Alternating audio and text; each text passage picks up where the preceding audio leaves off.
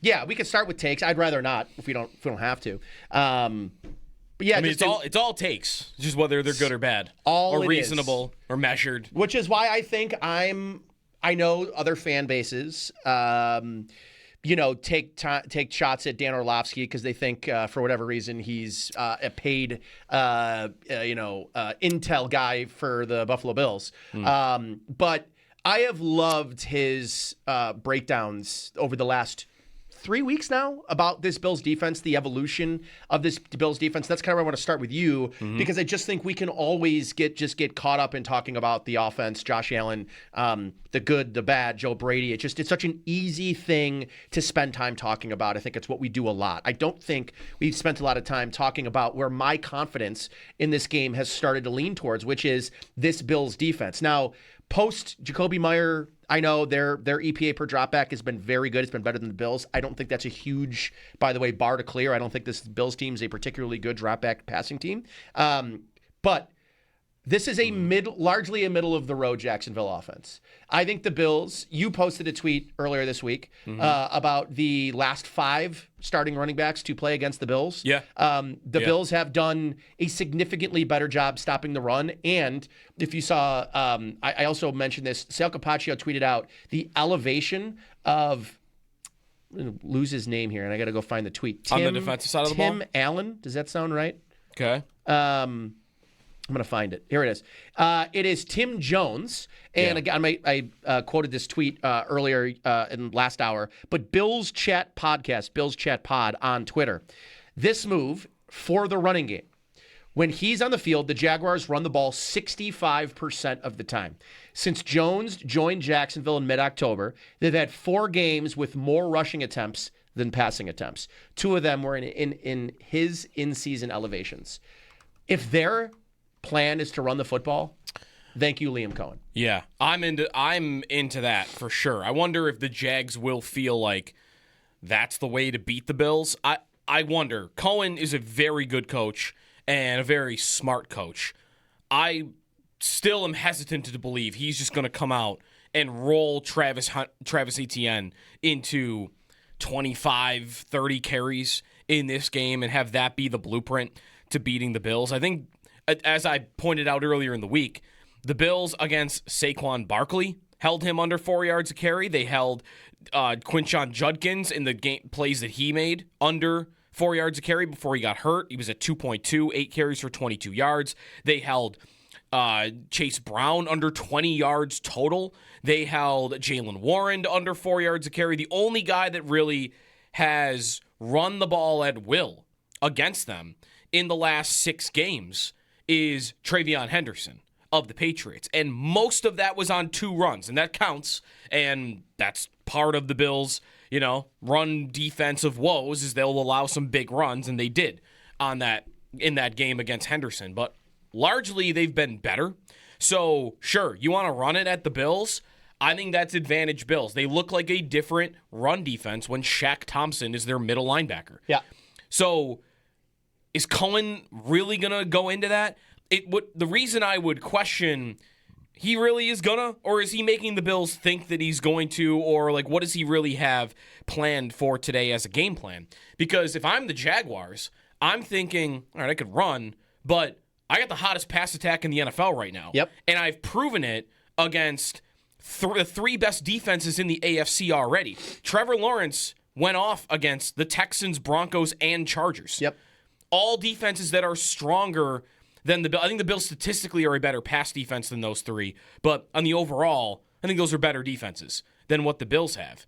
Man, if he decides I can't throw it the way I can run it against this Bills defense, I think it'd be a huge mistake. Yeah, like I would be very happy with that if that's how that plays out. This defense has long been inviting teams to run the football.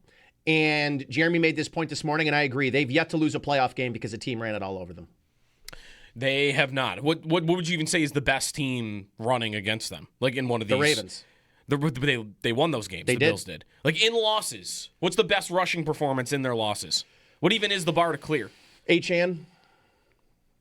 No, I'm sorry. I meant playoff losses. Playoffs. Playoff losses.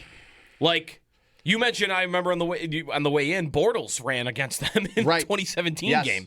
But like in the Allen era, like none of these Chief games, like there was no big Pacheco game, there was no big Damian Williams game, there was no big anybody. Kareem Hunt, you never had one of those. The Bengal game, maybe the Bengal game is the closest example, but not even that. Because that is a game where Burrow is doing whatever he wanted. And actually, Mixon in that game was 20 for 105. That's fine. That's not incredible, right? It's, it's 5 yards a carry. That's pretty good. I think largely when the Bills defense, when they get to this time of year, I think it's well stated, their points per game doubles in the playoffs. It's been because of their almost uncharacteristic shift into really soft zones.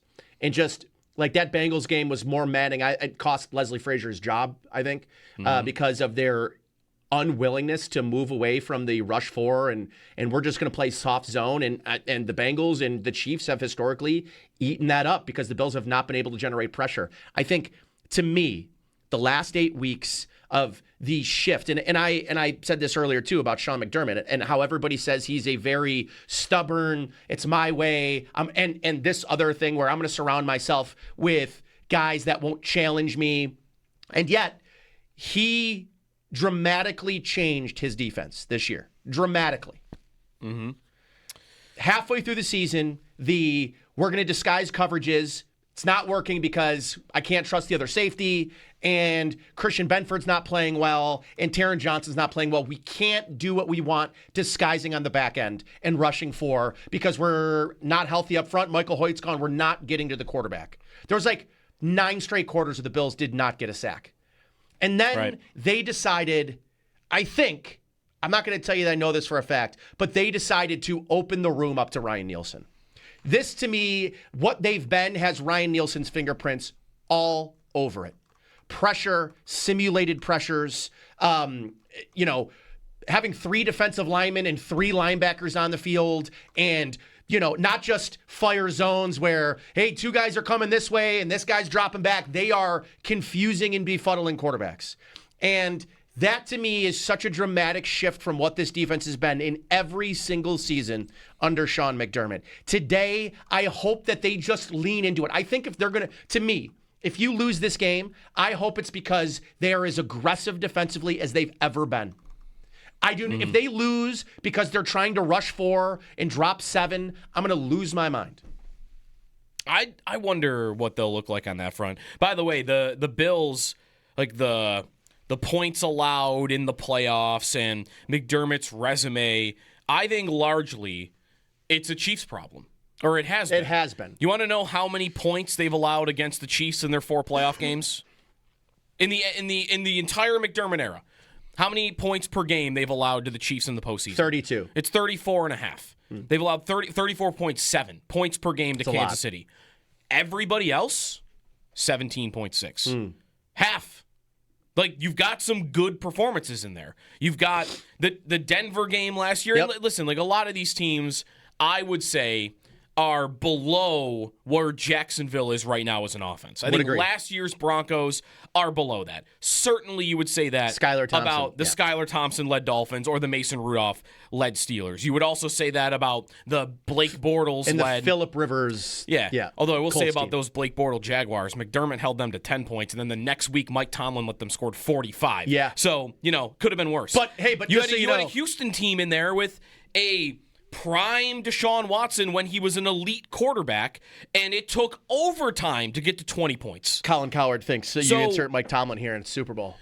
Tomlin allows 40-plus points per game in the postseason. McDermott, it's really only against the Chiefs. Yeah. So what do I expect today? Because I do think the Jags are a better offense than a lot of those teams we just mentioned. I do think they have a dynamic passing offense that has 5 different options that they can turn to if you include the tight end and the running back that are good, reasonable weapons that are, I think, above almost anything the Bills have other than Khalil Shakir in the past game. Yeah. Unless Kincaid's healthy. So how do the Bills attack that? To me, I think what you do and what I would expect them to try at the beginning of the game is something along the lines of what you just talked about. That they're going to pack the intermediate and deep areas of the field and say, all right, Lawrence, let's see. Let's see if you are willing to take the easy button all game. Because he has been that type of reckless quarterback that goes for it all when he shouldn't, or sometimes makes a throw for a bigger chunk when there's something there for 5-6 yards. Like, I do think the comparables with him and Allen on that front are there. The difference being Allen is, I think, a lot more talented, and he's able to pull off a lot more of those plays. Lawrence, it's, all right, can you take the easy button? And you try that out for a quarter or a half and see, is he going to try to attack you? And is he going to make mistakes like he did in the first half of the last playoff game or 2 playoff games ago he did, where he threw 4 interceptions? Because to me, that's a formula. It's, I'm going to play him similarly to the way I played Lamar Jackson last year. I think I'm going to bet Hurts. on him to make 2 or 3 big mistakes that are going to cost him a football game. And I think they're going to do. If they carbon copied the Eagles' game plan, it wouldn't surprise me. Okay, I would. They made Hurts beat them through the air. Yep. See, here's the thing, though. He's a better thrower than Hurts, obviously. I think Lawrence right now is playing at a way higher level than Hurts is throwing the football. I think Hurts stinks, obviously. But. Yeah, and your run attack in Jacksonville isn't as threatening. So if you were selling out a little bit in the rain to stop Saquon Barkley, I don't think you have to do that the same way to Travis Etienne. I think you would almost invite them to do it by playing, like, how much 3 linebacker are we going to get in this game? Like, I wouldn't play a lot of it if I were Sean McDermott. I think early. You think early? I would throw Taron Johnson out there and just say, go run against our nickel, and let's see if you can do that. I think you have to be careful saying 3 linebackers, because I think there's going to be a lot of 3 linebackers on the field today. I think one of them is going to be on the defensive line. So base defense, I would agree. That's right. You probably won't see a ton of base defense today, but I think on early downs you will, because again, I think Jacksonville's going to try to run the football today. And you're talking about like the Dorian Williams packages where he's like on the line, and and I've liked those. I like 3 down linemen and 3 linebackers on 3rd down. Yeah, because they have gotten so creative. But to me, like, that's where if I'm Cohen, I am. You talk about how, like, if I'm the Bills, I'm happy if the Jaguars come into this game thinking, oh, let's just run the ball all day. If I'm Liam Cohen and I see 3 linebackers on the field, like, I'm licking my chops. Sure. Because now my whole game is, all right, I'm getting Jacoby Myers matched up on one of your linebackers. Or I'm getting Parker Washington matched up on one of your linebackers. Like, to me, that sounds way more dangerous. And that would, I think very quickly get Taron Johnson back on the field if the Jags started going after that. All right, time now to get connected with our fans, powered by Verizon. Get to your local Verizon store to check out the latest deals. Joe, if you want to crank up Kevin from Columbus here, who's been waiting patiently. Kevin, you're on Countdown to Kickoff. Good morning. Hey, guys. How you doing? Thanks for taking my call. Sure thing. I was thinking about the Bills on offense today, and what I feel like would be what I would do if I was, calling plays. They've been a run-heavy team, obviously, all year. They run the ball more than anybody in the league. Maybe a little bit opposite of what you guys are saying here for Jacksonville. I hope on 1st and 10 it's play-action pass, or maybe 3 out of 4 times they're throwing the ball early, and expecting that Jacksonville's playing the run, expecting a lot of James Cook, but it's the chance for either a deep shot or, send everybody deep and check it down 5 yards to Cook and set up a manageable, 2nd and whatever. I was thinking about the time they played Jacksonville last year. They had a lot of success throwing. They, crushed them, of course. And I checked the box score. They were half and half run and pass, and you wouldn't expect that, you're an even split when you are just, have a huge blowout against a team. You'd expect a lot more runs. So I think they were successful last time, with the same group of talent on offense, throwing the ball, play action against this team. And I want to see more of that today. So curious to hear if you guys agree. I'll stay on hold here. Yeah, thanks. You don't mind. Yeah, no, sure thing, Kevin. Thanks for the call. Here's what I'll say is, obviously this is the number 1 rush defense in football. Success rate and their overall rush attack defensively, very different story. And I think that there's a part of, you have to be able to sparse through and add context to any number, any statistic. To me, like, the Bills are number 1 in pass defense. Well, I think largely it's because teams have run all over them and there hasn't been a huge volume of throwing. that has played into their favor. Do I still think they're a very good pass defense? I do. Do I think they're as dominant as their numbers suggest they are? No, I don't.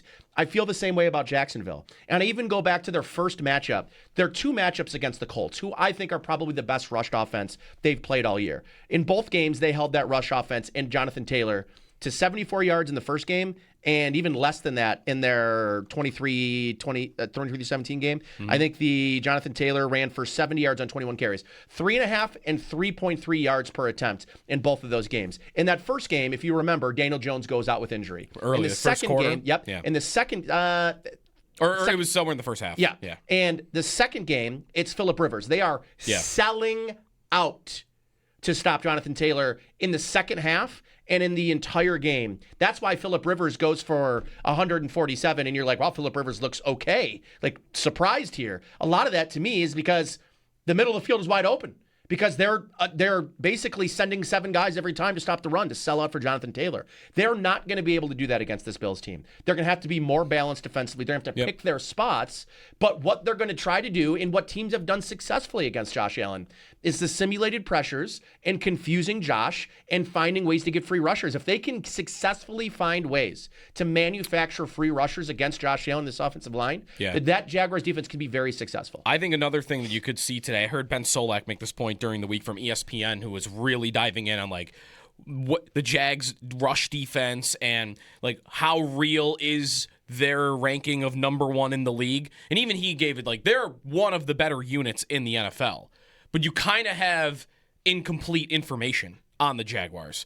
And you could even just look at the total. I think they have the fewest rush attempts against in the NFL this year. Like, and a lot of that is they are up in games, right? And they're winning and teams are trailing and they have to throw their way back into a game. The other area that they've seen the fewest attempts against this year by a wide margin are teams that run the ball against them with 2 or 3 tight ends on the field. Anything above 12 personnel, they don't really ever see it. Yeah. They have, I think they've seen the lowest this year by like almost 2 carries per game in the entire NFL. Like, so they're by far last. So they largely untested against an offense like the Bills, where when they run it, I got Jackson Hawes on the field. I got Dawson Knox on the field. Maybe I also have Dalton Kincaid on the field. Like, to me, today might be the ultimate test of, let's see if this formula works. The formula of, we're kind of going to ignore wide receiver and really not even worry about the fact that we're desperate at that position because we've got a physical line, we've got a good run, a great running back, and we built our offense through tight ends. Because at the moment, that's how their offense is built. They're built through tight ends. Knox had a little bit of an up year compared to the last couple years. Hawes has been the best blocking tight end in the NFL like immediately. And Kincaid, when he's been out there, has been the most efficient pass-catching tight end in the NFL. They're built on multiple tight ends on the field at the same time. And you're going to play a defense that has seen that less than anybody in football. 173 plays, which is 4th least in 12 personnel plays they've played that personnel package. The Jags? Yes. Oh, so that's overall? Overall. Like including pass plays? Because I saw because Ben said they were last in rush attempts only. So if they're 4th overall, I mean, that still holds the point. That they haven't seen it.